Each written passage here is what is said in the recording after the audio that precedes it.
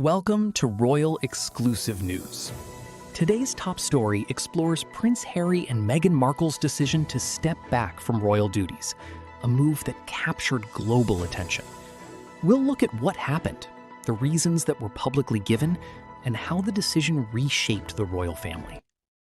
To take a separate path, that they would be leaving the Royal Foundation and setting up on their own, well, this was really big. This spoke volumes about the state of the relationship, that they couldn't collaborate on charitable ventures together. Now it was put out that this was so that they could each pursue their own different paths, that their lives were going to take very different courses. Of course, there were different expectations on them, and they had different interests, and this was to allow them to champion their own interests. But we all knew that this was much more than just about them doing their own thing. This was about the fact that they just could not work together. They were separating their offices. They were all based in Kensington Palace. They shared a lot of the same staff, and they were separating their charitable endeavours. And that looked pretty final. Harry and Meghan were leaving London. They were heading to Windsor. They were putting distance between themselves. This was not just a small spat. This was far more serious. And then when Harry and Meghan went to South Africa, a really successful tour on paper, but one where they gave an interview. Meghan talked about how unhappy she was, and Harry talked about he and his brother being on different paths. And that was the first confirmation from Harry that things between him and William were far from rosy. Everyone knew that there were tensions behind palace walls, but I don't think anyone could have predicted just how toxic this was going to become.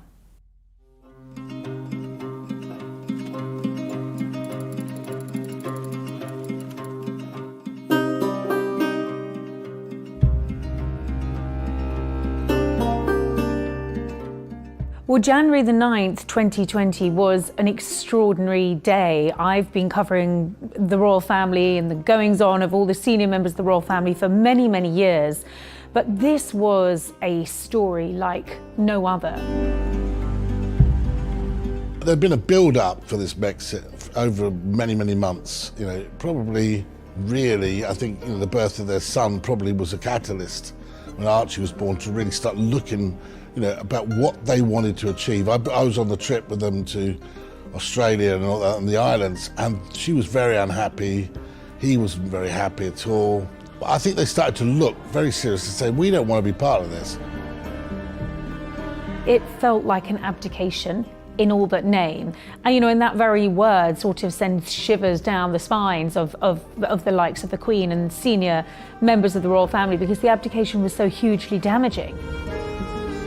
Harry was an absolutely vital and integral part of the royal family. We knew even back then, when the Queen was on the throne, that Charles's vision for his monarchy once he became king was a slimmed-down version, nonetheless one that very much included Harry and Meghan.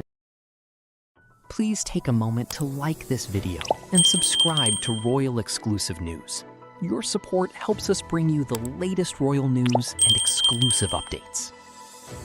So to sort of take these two key figures, and let's not forget very popular figures, because they were, out of the equation, felt very, very strange indeed.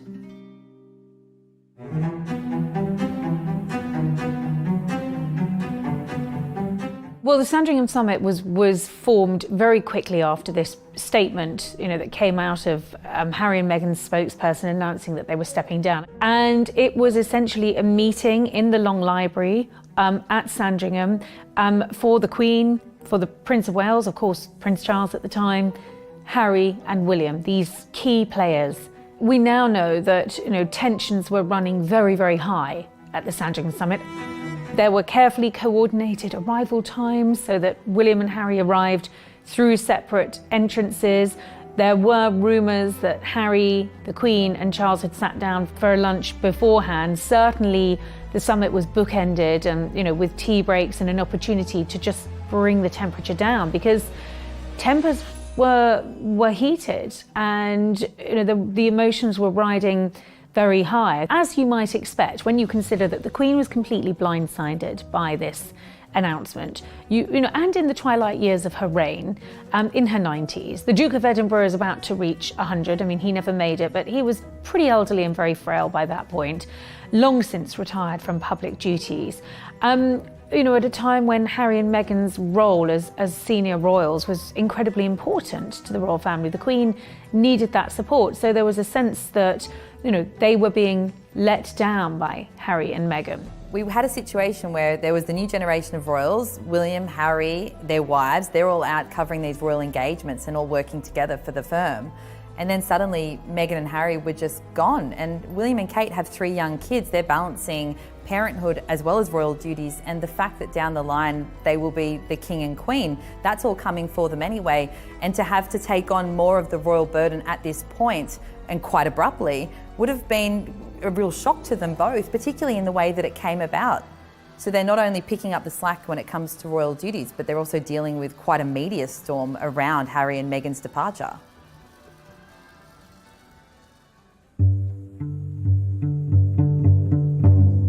I mean, after the Sandringham summit, things are clearly difficult.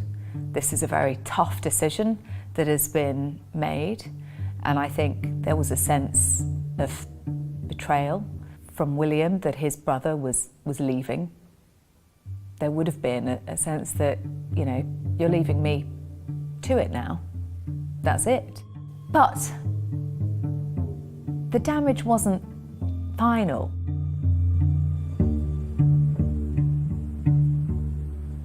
Now, if we look at William and Harry at Megxit and think there was a rift and that there was a terrible relationship between the brothers, if we think back at the Commonwealth Day ceremony, just a few weeks later, it was Harry and Meghan's final engagement as working royals before they flew off to America.